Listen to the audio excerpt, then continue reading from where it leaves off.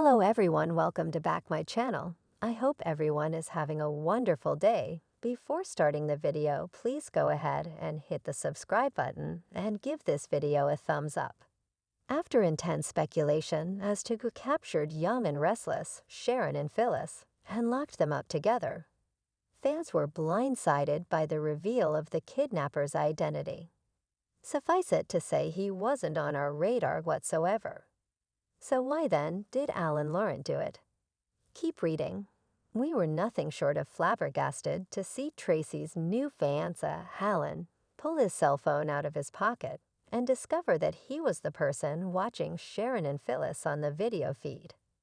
This meant, of course, that he was the diabolical captor who had torn them from their families and locked them up. In that moment, our hearts shattered for Tracy, who was at that very moment crying tears of happiness at the athletic club as she shared her engagement news with Jack and Diane. The reveal was shocking, but in retrospect, we saw something like this coming. Find out why we've long believed that Alan is his presumed dead twin Martin here. It's pretty clear now that Alan is, in fact, Martin, unless the former underwent a psychotic break after the death of his brother. But that doesn't answer the big question. Why would Martin kidnap Sharon and Phyllis? Why would he care if they made amends or hated each other forever after? He doesn't even know Phyllis and barely knows Sharon. The answer to that is stunning and not a little chilling. We know, from Alan's past descriptions of his twin brother, that Martin enjoyed impersonating him, a respected psychiatrist, because he enjoyed the challenge of it and got a thrill out of being able to pull it off. As we found out when Martin fooled Ashley into believing he was her good friend Alan, he was incredibly skilled at the deception.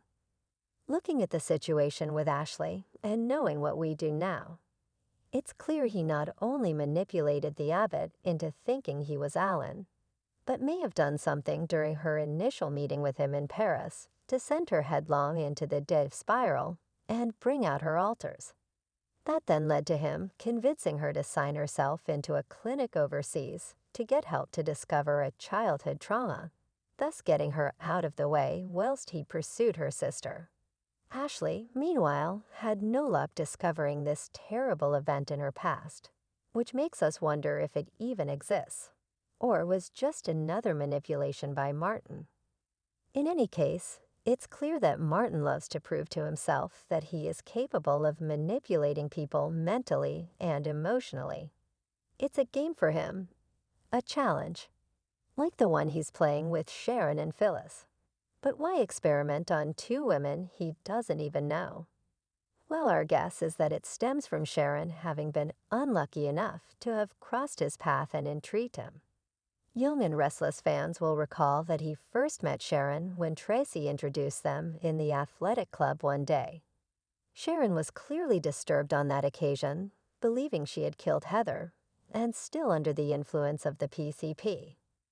That would have caught his attention, but Martin became even more entrenched in Sharon's psyche when Alan was invited to perform hypnosis on her in a bid to help her remember not only the night Phyllis was run off of the road, but also the events that took place on the night Heather died.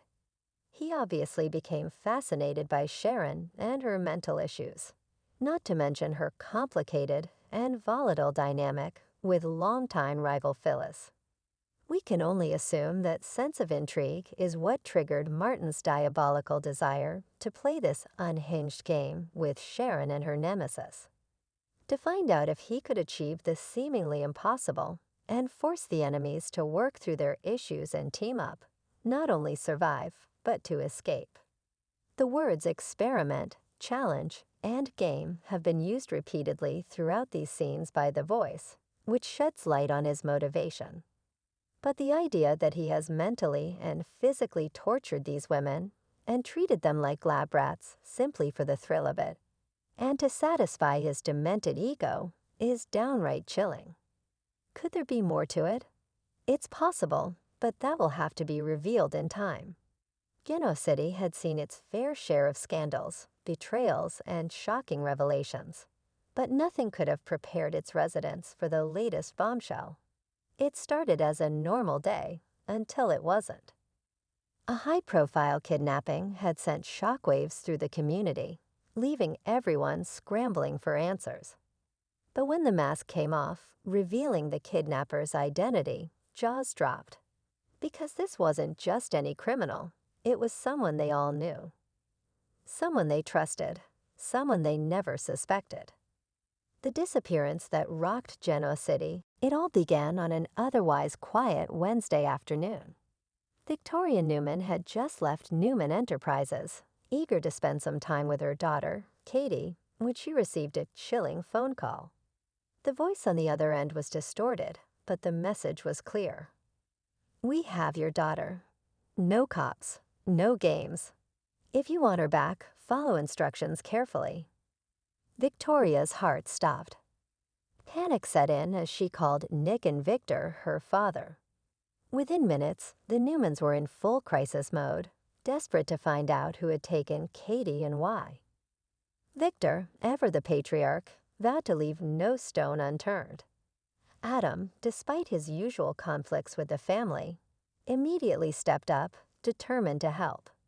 And Billy Abbott, Katie's father, was ready to move heaven and earth to bring his daughter home. But the kidnapper was careful, too careful. No ransom demand came. No hints, no clues, just silence. And that silence was deafening. Clues began to surface. As the days passed, Genoa City's top detective, Chance Chancellor, worked tirelessly alongside Paul Williams to track any leads.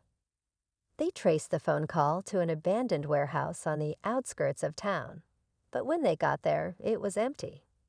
No Katie, no kidnapper, just a single chilling message written on the wall in red paint. "You think you know me, but you don't." What did that mean? A personal vendetta, an inside job. Then Sharon Newman received an anonymous tip at Crimson Lights. A mysterious envelope was left on the counter, containing a single photograph. Katie, blindfolded, sitting on an old wooden chair. On the back of the photo was a cryptic note. "This isn't about money. It's about justice." Justice for what? A face from the past. Days passed, and the Newmans were on edge. Then out of nowhere, a shocking video surfaced. It was sent to all major media outlets in Genoa City. In it, the kidnapper spoke directly into the camera, wearing a black mask and a voice distorter. For years, the Newmans have gotten away with everything. Lies, betrayal, ruined lives. This is my reckoning. You stole from me. You destroyed my life. And now you'll feel my pain. At first, no one could place the voice. But then, in a move no one expected, the kidnapper ripped off the mask, revealing a face that sent chills down everyone's spine. It was J.T. Hellstrom. The entire city gasped. How was this possible? J.T. had disappeared. The last anyone had heard, he was dead, killed and buried after attacking Victoria. Nikki, Phyllis, Sharon, and Victoria had all been involved in covering up his death. But now he was alive, and he wanted revenge. The shocking truth behind JT's return. JT's return wasn't just about vengeance. It was about justice in his own twisted way. As it turned out, he hadn't died that night. He had been left for dead but survived. Someone powerful had helped him disappear. And now, after years of hiding, he was back. GT revealed that he had spent the last few years watching from the shadows, waiting for the perfect moment to strike.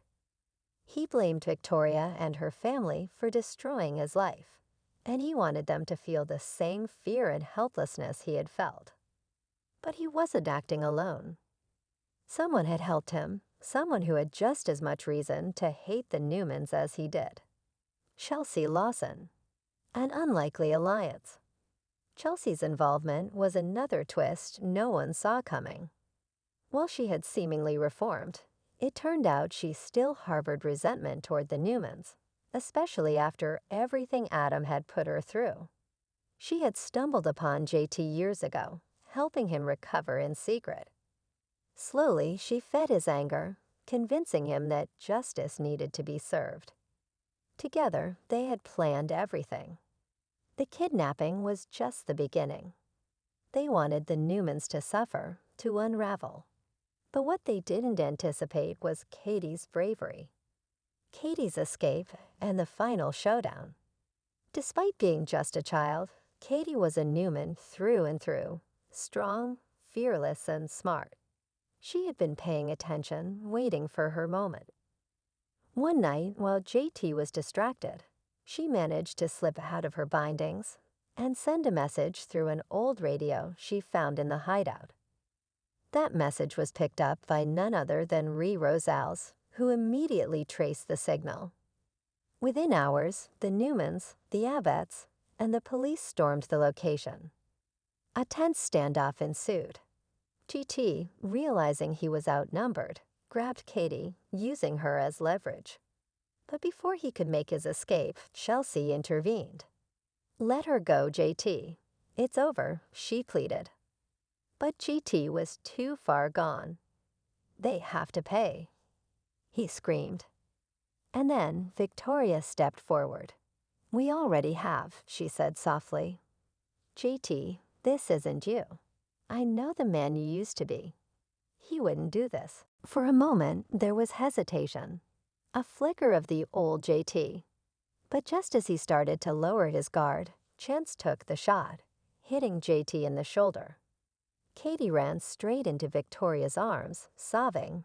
It was over. Aftermath. Consequences and redemption. GT was arrested, finally facing justice for his crimes. Chelsea, though not directly involved in the kidnapping, was charged as an accomplice. As for the Newmans, the ordeal left them shaken but more united than ever.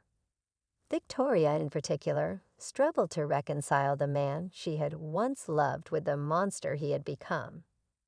But perhaps the biggest twist of all, as GT was being led away in handcuffs, he whispered to Victor, "This isn't over."